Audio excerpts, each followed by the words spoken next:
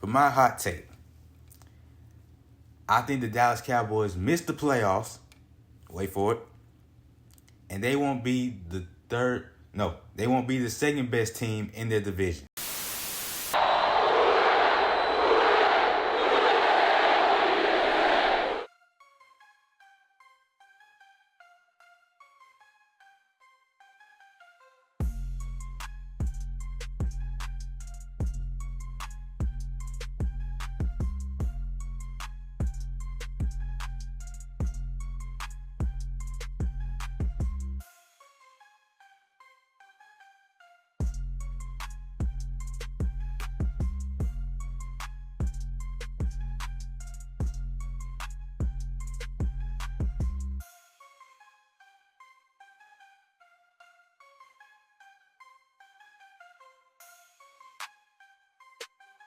White is a bad man.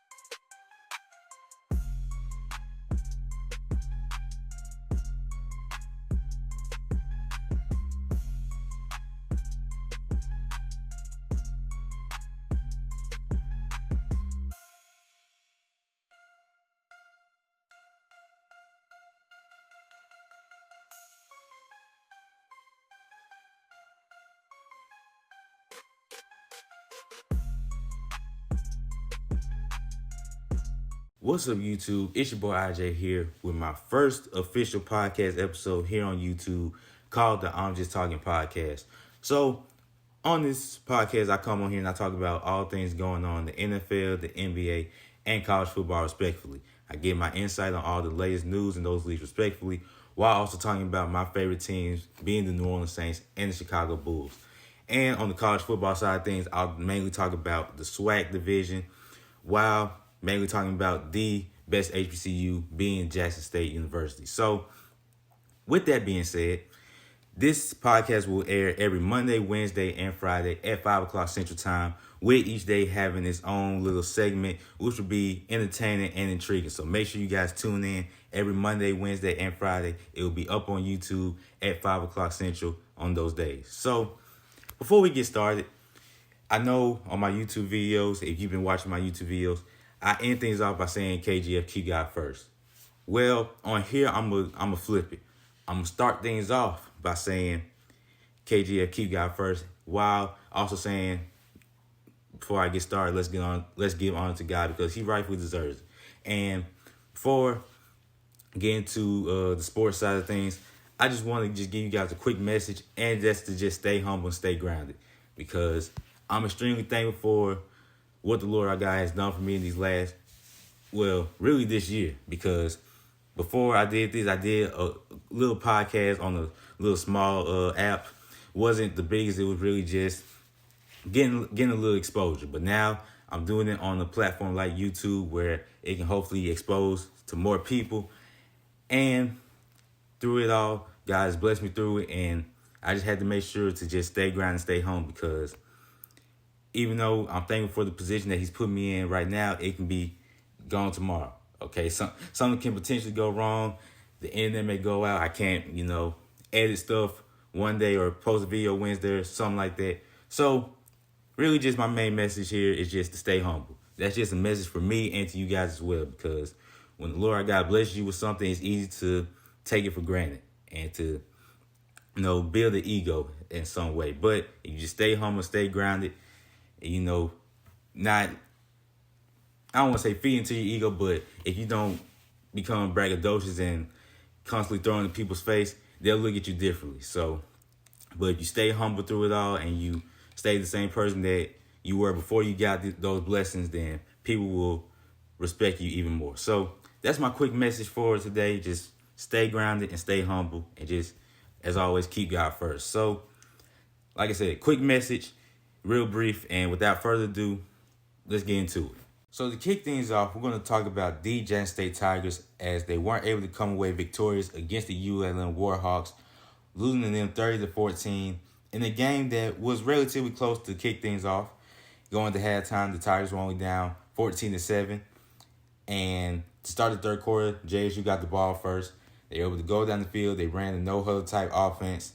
And they ultimately tied the game up 14-14.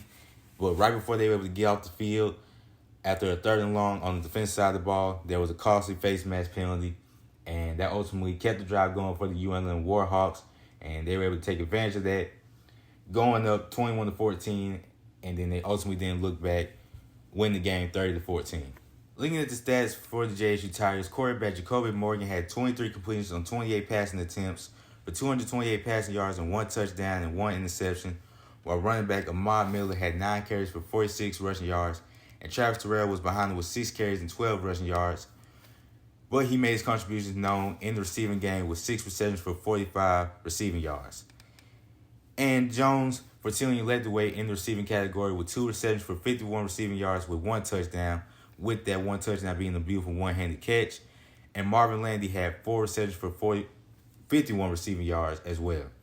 And one person that the Tigers really couldn't get going this past game was Rico Powers Jr. He had 4 receptions but only accumulated 9 yards. So they'll be looking to get him going in the next game. Then looking at the ULM Warhawks, General Booty. That's the quarterback's name for the Warhawks. General Booty, 10 completions for 14 attempts for 104 passing yards with 1 touchdown, while running back Ahmad Hardy had 19 carries for 103 rushing yards and 1 touchdown, and James Jones had 9 carries for 54 rushing yards and 1 touchdown. In the receiving category for the ULM Warhawks, Javon Campbell had 4 receptions for 83 receiving yards and 1 touchdown, while Devon Wells had 4 receptions for 26 receiving yards and 1 touchdown as well. So even though JSU didn't get the results that they wanted, there are a lot of takeaways that they can take from this game. Number one is that they did well against the passing game. They only held quarterback General Booty to 104 passing yards, which is pretty good. But with that being said, they got to do better against the run game. Okay, they allowed a total of 204 rushing yards this past game, and that can't happen. Okay, that just can't happen. You can't allow teams to just run all over you, and that's something that they're going to have to fix not only for this upcoming game, but for future games to come. And on the offensive side of the ball, the team is going to have to play with more rhythm, okay? There was only that one drive in the third quarter where I felt they were in good rhythm, where they ran the no-huddle offense and were able to go down the field and score.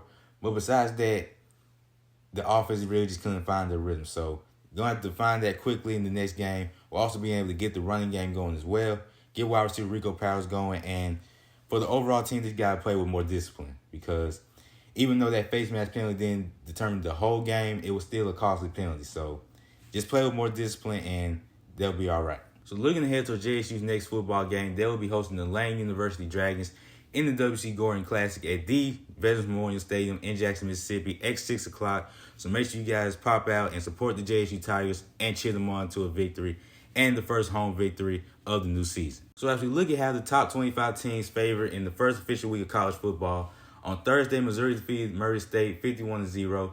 Utah defeated Southern Utah 49-0. Kansas defeated Lindenwood 48-3, while NC State defeated Western Carolina 38-21. The only top 25 team to play on Friday was Oklahoma defeating Temple 51-3. Then on Saturday, Georgia was able to defeat Clemson 34-3. Ohio State defeated Akron 52-6. Oregon was in a relatively close battle against Idaho with a 24-14 victory. Texas defeated Colorado State 52-0. Alabama got their first victory in the post-Nick Saban era with a 63-0 victory over Western Kentucky. Ole Miss ran over Furman, defeating them 76-0. Notre Dame defeated Texas A&M 23-13. Penn State defeated West Virginia 34-12. Michigan defeated Fresno State 30-10. Tennessee defeated Chattanooga 69-3. Oklahoma State defeated South Dakota State with a 44-20 victory. Kansas State defeated UT Martin with a 41-6 victory. The University of Miami, got a pretty good victory over Florida with a 41-17 victory. Arizona defeated New Mexico with a 61-39 victory.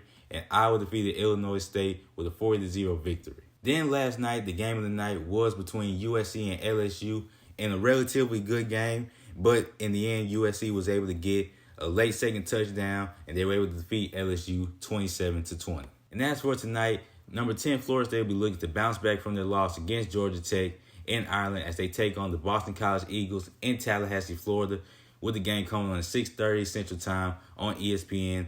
And according to ESPN Bet, Florida State is currently favored by 16.5 points. Switching gears now to the NFL, we have our first official NFL game coming this Thursday as Lamar Jackson and the Baltimore Ravens travel to Arrowhead to take on Patrick Mahomes and the Kansas City Chiefs in the rematch of the AFC Championship game. The Baltimore Ravens are looking to avenge their loss against the Kansas City Chiefs, while the Chiefs are looking to get off to the right foot in an attempt to win 3 straight Super Bowl rings. This game will be hosted on NBC/Peacock with kickoff time being at 7:20, and as of right now, the Kansas City Chiefs are currently favored by 3 points. So to lead things off in today's news cycle of the NFL, I want to talk about quarterback Caleb Williams real quick. And it's been announced that he's been one of the 8 captains for the Chicago Bears this upcoming season. Readings from ESPN.com says William, 22, is among the youngest on the Bears roster to be named captain, while 4-year-old tight end Mercedes Lewis is the oldest. Moore, being DJ Moore, tight end Cole Kmet, linebackers TJ Edwards and Tremaine Edmonds, cornerback Jalen Johnson, and safety Kevin Byard III were also selected. And when I see this as a huge accomplishment for Caleb Williams, but I also see it as a lot of pressure on him to lead the way. Now, we've heard some good things about him being able to be a good leader so far as a rookie for the Chicago Bears, but this is where it gets real because he had a few highlights in the preseason, but now this is where things start to matter. So the Chicago Bears are really one of my sleeper teams in the NFC North. I don't think they'll be able to surpass the Detroit Lions yet, but if Caleb Williams can have a good rookie year and they're able to get chemistry going between him and Rome Odunze plus Keenan Allen and DJ Moore, and if the team can just overall click, then they're going to be a force to be reckoned with in years to come. In other news going on in the NFL, we have a bit of an interesting take from the Dallas Cowboys. Readings from NFL.com says quarterback Cooper Rush will be Dallas quarterback 2 behind Dak Prescott, Coach Mike McCarthy said Monday. Trey Lance will be quarterback 3. Now, my quick reaction to this news is that this sucks for Trey Lance because everyone thought that maybe if things don't happen between Dak Prescott and the Cowboys from a contractual standpoint, that he may be the next man up for them. But obviously he struggled in the last game against the LA Chargers in the preseason, throwing for 5 interceptions. Plus with Cooper Rush, last time we saw him in the starting gig, the Cowboys went 5-1. So, hey, maybe this is nothing, but this is bad for Trey Lance, especially being that he was a former first-round pick, a top first-round pick. But, hey, maybe I'm just talking. In other news, coming out of Kansas City, running back Clyde Edwards-Helaire has been placed on the reserve/non-football illness list per the transaction wire. Edwards-Helaire will at least miss the first 4 games of the new season. While in Miami, wide receivers Tyreek Hill and Jalen Waddle both practiced today after both practicing in limited capacities last week. So with the NFL rapidly approaching and coming back soon, I want to quickly give my hot takes for each division in the NFL. So, starting off with the AFC East. We got the Jets, the Dolphins, Patriots, and Bills. One hot take that I have from this division is that the New York Jets will not only make the playoffs, but they'll make the conference championship. I think that with Aaron Rodgers coming back, hopefully he stays healthy, plays more than 4 snaps this season. If he can stay healthy, the O-line can protect him. If the defense can play the same caliber that they played last year, despite poor QB play, I think the Jets will end up shocking some people and making it to the conference championship game. And another hot take from that division is that the New England Patriots will be the worst team in the NFL. Now, that's no disrespect to the Patriots, but Drake May, I think he'll eventually get his time, but this team as constructed right now, they're not going to be anybody. I'm sorry, but at best they may win 4 of the 5 games, but that's at best. And things aren't looking too favorable for the New England Patriots as of right now. Now we go up north to the AFC North, and one hot take that I have is for the Pittsburgh Steelers. I think Russell Wilson will have a phenomenal season this year, leading the Pittsburgh Steelers to 10 to 11 wins. And with that being said, I think he will end up winning Comeback Player of the Year. Now, Russell Wilson in the last couple of years, he's been given a hard time. Okay, last year Sean Payne really didn't want him for real, so the Broncos basically begged him to leave. Okay, they said, we'll release you, we'll pay you all your money, just leave. That's basically what they said. But now that he's in a better situation in Pittsburgh, I do think there is a situation where he finds himself again. He proves to be that all-pro quarterback that he once was. And he not only leads the Steelers to the playoffs, but he does win comeback player of the year. Then in the AFC South, now this is a division that is going to be really close, okay? The teams in this division, I think it'll be a tight division. But for my hot take, I got the Tennessee Titans making the playoffs. Okay, I still think the Houston Texans are going to be the division crown. They're going to be the division winners. But I do think Tennessee, if everything goes right, if Will Levis can take the next step at the quarterback position, if they're able to get good chemistry going between him and Tyler Boyd, DeAndre Hopkins when he comes back from injury, plus Calvin Ridley, and if the defense can, play not great but just good enough, I think Tennessee will fool around and be a competitive team and make the playoffs. Then finally in the AFC West, this is the division that's currently ran by the Kansas City Chiefs. But I like what they got going in Las Vegas. And with that being said, I think the Las Vegas Raiders will challenge the Kansas City Chiefs for that number one spot in the AFC West. And I say that because Antonio Pierce, I like what he's got going with Las Vegas. Even though the quarterback position, there's a lot of question marks there with Gardner Minshew, he's proven that he's a starting caliber quarterback in this league. Now, long term, probably not. But as of this season, I think the Raiders will be able to be manageable on offense. Now, defensively, I think they'll be good. But the only question mark I got with the Raiders is the offensive side of the ball, especially the quarterback. But if Gardner Minshew can do what he does best and wield your team to victory, I think this team has the potential to challenge the Kansas City Chiefs. Switching gears to the NFC side of the ball, the NFC East. Now, some of y'all ain't going to like this one. But for my hot take, I think the Dallas Cowboys missed the playoffs. Wait for it. And they won't be they won't be the second best team in their division. Okay, I think it'll be the Eagles, the Commanders, then the Cowboys, and then the Giants. Now, I say that from a standpoint that the Commanders are one of my sleeper teams this year. I don't think they'll make the playoffs, but I do think with Jaden Daniels and Scary Terry, along with Brian Robinson, and they went out and signed Austin Eckler this year as well, I think this team has to make it to surprise a lot of people this upcoming season. With the Cowboys, there's still talent there. But even though there's talent, there's no real number 2 receiver right now behind CeeDee Lamb. Yeah, they have Brandon Cooks, but, does he still have enough left in the tank? And then defensively, you're going to be without DeRon Bland for the next 6 to 8 weeks as he's recovered from his injury. So not only that, but you lost a lot of guys on the defensive side as they left from Dallas to Washington. So, like I said, it's going to be interesting. I think it'll be a situation where they'll both be 9-8 or something like that, and the Commanders will be second and the Cowboys being third with the tiebreaker and all that. Switching gears to the NFC North. Now, this is a division where I think it'll be a 3-team race between the Packers, Lions, and the Chicago Bears. And with my hot take, I think the Chicago Bears will win the division and be the new kings of the NFC North. Now, Caleb Williams, like I said earlier, going to have to build good chemistry with his teammates, with his wide receivers. But the Bears have talent. They had talent on the offensive side of the ball and the defensive side of the ball. Now, if the O-line can keep Caleb Williams upright, avoid any injuries or anything like that, hold on, knock on wood, hoping he has a great rookie season, avoids injuries. But if he can stay healthy and this Chicago Bears team as a whole can play up to their potential, I think they'll end up being the new kings of the NFC North. Then the NFC South, technically my division because my favorite team's in that division. This division has been mediocre to say the least. But I think that the Carolina Panthers will end up winning 7 games this year. I think the Carolina Panthers will have a bounce-back season, and it can't get any worse for them, okay? It really can't. And I would predict a division winner.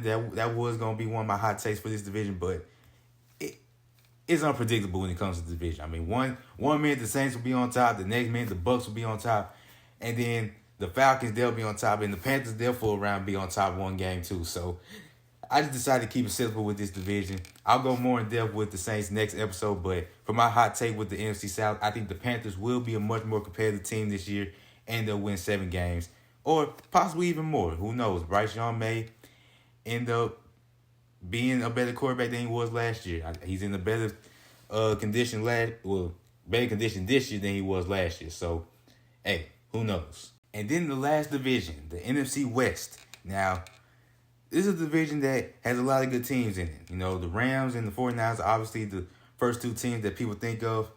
But don't sleep on the Seahawks and the Cardinals. Now, the hot take with this division is that I think Seattle will have a bounce back year. And I think they will fool around and make the playoffs. Now, Geno Smith, hopefully he can, go back to the quarterback he was a couple seasons ago where he won Comeback Player of the Year. I think the offense will be much better than it was last year. And they have a defensive-minded head coach now.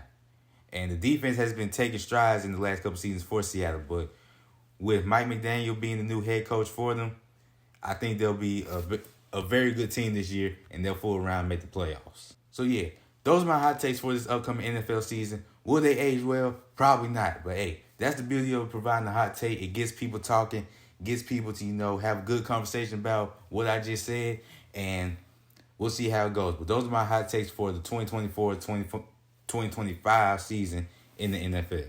Now, before I wrap things up for the first episode, I want to briefly talk about the Chicago Bulls.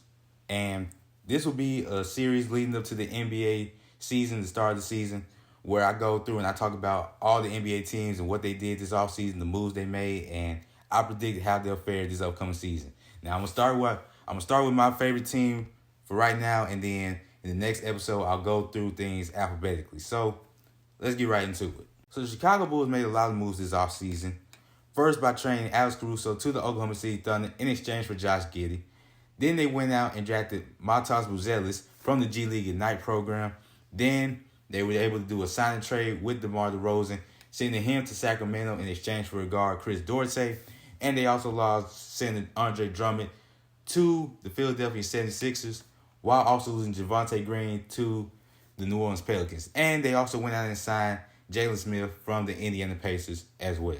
Now, I did a video explaining why I was cautiously optimistic about the Chicago Bulls this upcoming season. And just to give a quick summary, I explained that the young guys that they have on their roster has me excited, from guys like Kobe White, Matas Buzelis, Ayo Dosunmu, Patrick Williams, who we re-signed on the 5-year deal as well. They have me excited. Now, there's still a lot of questions about this team. Okay, number one, Zach LaVine. Will he be bought in? Okay, will he buy into what the Bulls are currently doing right now? Because this whole offseason, they haven't been able to find a trade partner for him. And there's been reports about how his relationship with the front office has kind of deteriorated. But I'm hoping that there's a situation where things can, mend between him and the front office, and they're able to just focus on hooping. And Zach LaVine can get back to the Zach LaVine of old, posting up close to 25 points per game and just being an overall good basketball player. And I feel as if Zach LaVine can thrive with this new offense, along with Josh Giddey and the return of Lonzo Ball, who hasn't played in the NBA game since the 21-22 season. But I like what I've been seeing from him. He's been posting a lot of workout videos, posting himself playing in 5-on-5 activities. And I think he'll be a nice piece for the Bulls, because let's remember, we were a good team when Lonzo was healthy.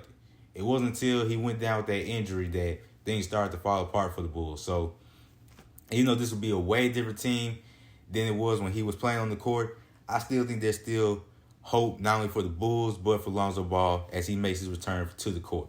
Now, with all that being said, I still think this team has the potential to be a pretty good team this upcoming season. I don't think they're going to be bottom dwellers in the Eastern Conference.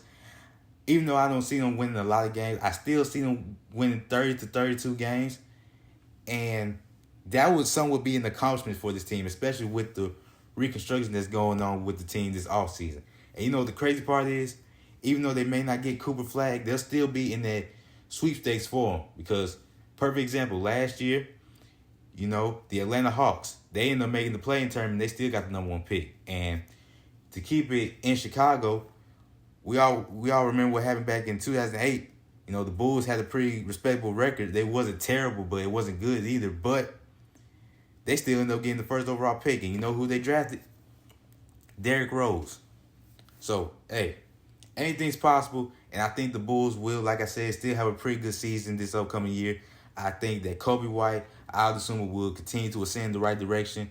Lonzo Ball, I think it'll be a situation where he comes off the bench to start things off, and then he'll be that valuable six-man piece, that role player that the Bulls need at the point guard spot. And ultimately, I think Zach LaVine will end up having a pretty good season as well. But hey, maybe I'm just talking out the side of my neck. But yeah, that's the conclusion of the first episode of the I'm Just Talking podcast. Appreciate you guys for tuning in and listening. And go ahead and click that like button.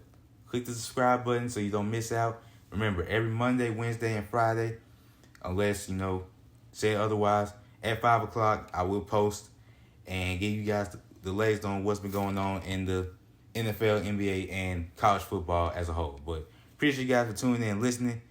As always, KGF, keep God first.